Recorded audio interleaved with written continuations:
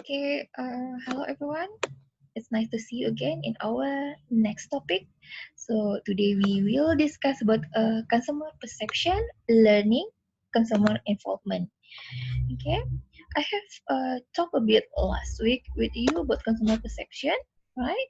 But this, I will discuss further about this today. So perception, as you can see here, is process of individual to choose, organize, interpret stimulus that they got from five senses about the product, right? So you as a customer, you feel the product, you smell the product, you know the taste of the product, right? So you know that the product is good or not, right? So for example, you smell the bread. Well, it was baking, so you know that the smell is good. Then you interpret it, the taste of the bread must be as good as the smell as well, right? So you get the interpretation of something based on what you got from your five senses. So not only about the bread. So you, for example, you want a new car. You come to the dealer. You try the car. You get into the car. You drive the car. You try to drive the car. So you can feel it. So the five senses works over there, and it also influence your making process, right? So it affect your purchase decision, of course. Why? Because then you know that okay, this product is good enough to buy, right? So you decide to buy something because of what you feel about it. So what this was a called perception, the way you interpret something based on what information that you got from your five senses. Okay. Um, I think we have discussed about perception. I think that's enough. Unless you get question, we'll discuss later. But now we will learn about learning. So how customer learns about something, about us as marketer, for example. So in terms of learning, we can classify as learning in as incidental learning, classical conditioning, instrumental conditioning, and observational learning. So what are they? The first one is incidental learning.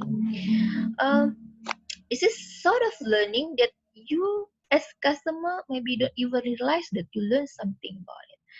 So for example, if I ask you about the tagline of Indomie, maybe most of you remember it because most of you see the ad of Indomie and you love to eat Indomie as well. So you can remember about the tagline, about the song, about the packaging, everything. Even though actually you don't even try to remember it, but you suddenly remember it. Why? Because it's been exposed to you all the time, right? And especially if you love the product as well. So you will remember it even though you don't try to remember it. You don't try to learn about it, but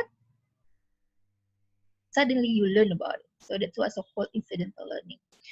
And then the second one is classical conditioning. It's sort of condition that have been designed by marketer for the target audience. Um, let's give example about this one. So you know this logo. I'm sure that all of you know it.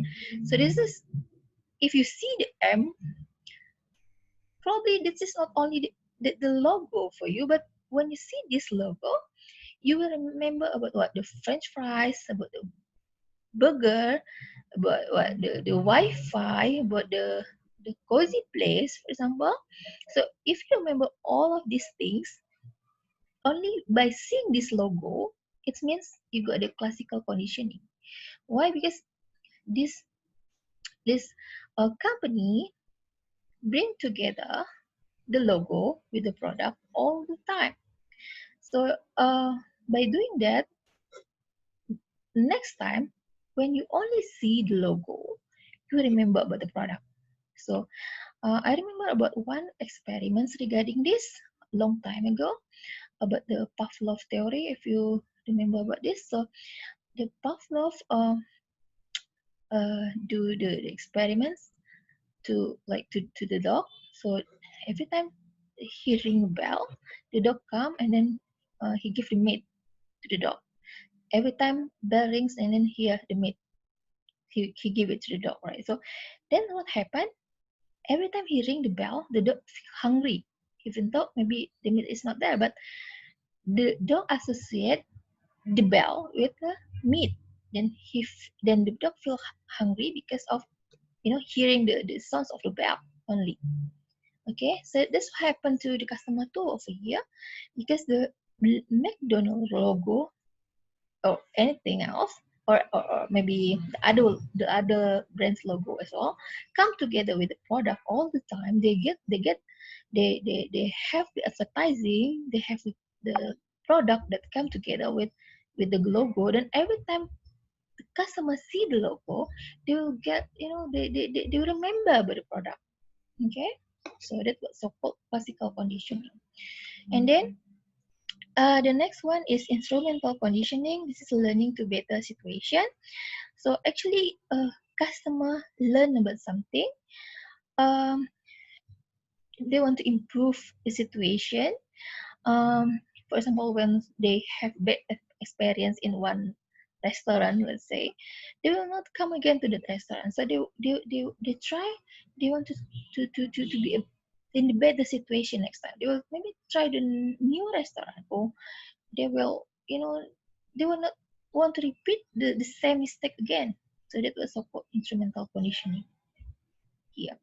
And observational learning, this is one sort of learning that customer got by observe the other customer. For example, you come to the new restaurant, and then you don't know what to order, and then you see the other people eat the fried rice, and they look so enjoy the food, and then probably you will order the same thing. Or if you see that they not eat, like the noodle, they just leave it like that, like only eat a bit of it, you may think that, okay, maybe the noodle is not good, so you will not order the same thing, right? Or for example, you want to choose one product, and then the customer who buy the product before you choose one particular product, maybe you will follow whatever he choose, because you thought, okay, maybe that product is good. Especially if two or three customers choose the same product, and you're not sure about the quality of the other product, maybe you will follow whatever the other customers do. Okay, that also called observational learning. So you learn something by observe. Okay, and then involvement. We got high involvement and low involvement. So for high involvement, the customer will involve in the choose the choice, in the way they choose the product. So they follow the step, right? So they take their energy to observe, to choose the product that they want to buy. Uh, they do the research. They ask around about the product before they decide to buy. While for low involvement, the decision-making process will be a bit in a short time. This is more about the product that maybe not, you don't have to spend that much money, so that you don't have to think much about it. So you just buy, you don't think too much. That's what's called low involvement here. And then perceived quality. So customer think the quality of the product based on this criteria, about the quality of the product itself, or about the service that's come together with the product, or about the price and quality relationship. Okay, so the price in here also have a strong connection with the quality of the product. It is the perception of customer. And then here we are, we got the model. So at the end, you got willingness to buy. If you perceive that the value and the quality is good, then you will really have a stronger willingness to buy. While if you think that you need to sacrifice a lot to get the product, it will reduce your willingness to buy here. Okay. Here, the relationship of the brand name as well. So the brand name also get the perception of the brand. So we discussed about the perception at the beginning. So each brand have its own perception on the preference of the customer, which relate into quality as well. It's similar to the store and the price. So at the end, you got willingness to buy. Once we thought that we need to sacrifice a lot, then it reduced the willingness to buy. So yeah. Okay, so what is the perceived risk? So this is the degree of uncertainty perceived by the consumer of a specific purchase decision. So basically, customer wants something that maybe have a lower risk, right? But again, it's depend on what type of a product that you're gonna buy as well. So this is type of risk basically. The first one is functional risk. So customer sometimes unsure about the quality of the product, for example, but whether this product will function as good as what uh, has been promised by the seller. So this kind of risk, especially if you don't have experience with this kind of product before, so you will think that it will be riskier compared to if you got experience with a similar brand, right? And then physical risk. This is like once you got this is your you need effort to get a product, and then it's needs like whether you need like a lot of energy to get it. So you will think whether it needs a lot of energy to get a product or not. So it's kind of sacrifice to get the product, right? And then financial risk, whether it's cost a lot or not. So the more money, it will be riskier, right? So because you need to spend a lot to get the product, right? And then psychological risk, this related to the image of yourself as a customer if you use this product. For example, if you use luxurious car, you might think that it will increase your image in the society. Or on the other hand, it can be, like reduce the image of the society if you got if you use a product that you think will not impress other people that much, right? And then time risk. This is related to the time needed to get the product, because you need an effort to get the product. You need the time. You need to spend time, and this is kind of risk as well for the customer. So it will be nicer if you, as a marketer, able to reduce all of these risks for the customer, so they will feel more comfortable, right? And then how customer handle risk, how they reduce the risk. This is like they have a lot of information around, and then they use the brand usually that they get familiar with, and then they use the brand that have a stronger brand image. And then if they already familiar with the store, it will be much better. And then probably they just buy the higher price one because they thought that quality will be better, for example. And then the assurance from the company, for example, like if the company offers some sort of warranty, it will be good for the customer because it reduces the risk, right? Okay.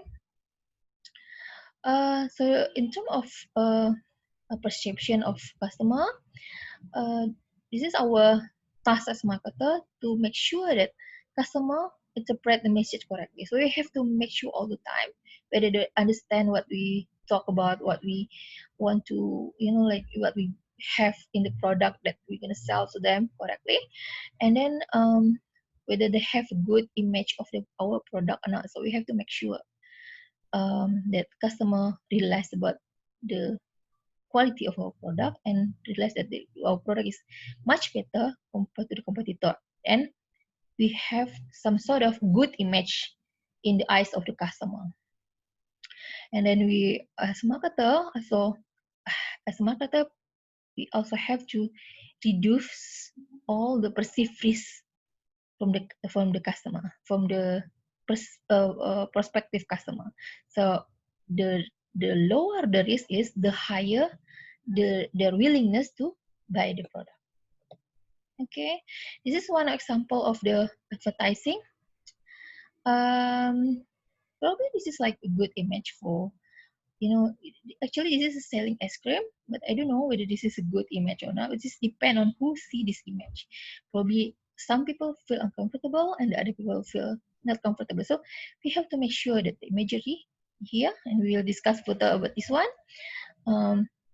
So this is like the example of advertising here when they sell ice cream. It may be eye catching, but not many people maybe can accept that the sister um, like have this kind of pregnancy, right?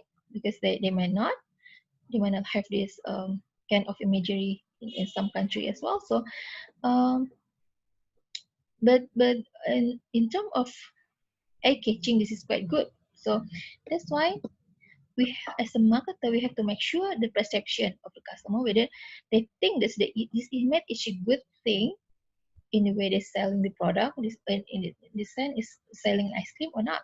So we have to make sure all the time whether this is acceptable or not. Okay. Maybe that's all for me. And yep, that's the end of the slide. Okay. Okay, that's all for me, and thank you.